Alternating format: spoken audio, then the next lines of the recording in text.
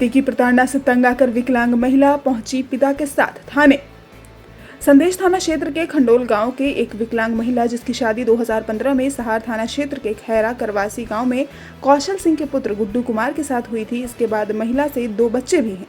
महिला के साथ ससुराल वाले हमेशा प्रताड़ना करते रहते थे, जिससे तंग आकर महिला अपने मायके के सहयोग से 2018 में महिला कोर्ट में अपने ससुराल वालों के खिलाफ प्राथमिकी भी दर्ज कराई थी, लेकिन अभी तक महिला को इंसाफ नहीं मिला।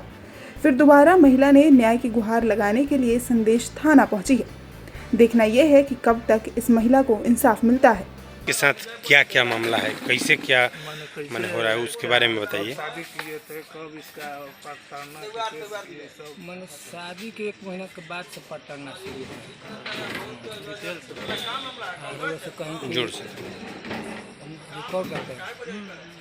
तो मैंने शादी के 1 महीने के बाद से पटना हम मारपीट हुआ। इसके बाद हम लोग कितना बार मैंने मुखिया सरपंच से समझौता करा करके भेजे। उसके बाद फिर मारपीट हुआ। इसके बाद हम महिला कोर्ट में केस किए।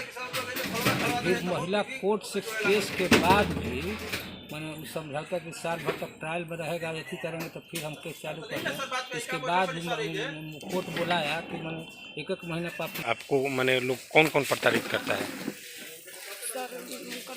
नकती खाते तो उनकर माई झूठा जोड़ के पिटवावल जोड़े, उनका बाबू मारल झूठा धोके। मैंने आपका हस्बैंड मारते हैं? हाँ, वो उनकर बाबू, उनकर माई, भाई, बहन सब मिल के। अच्छा, कितना दिन से लोग कर रहा है? जब शादी हुई जब से।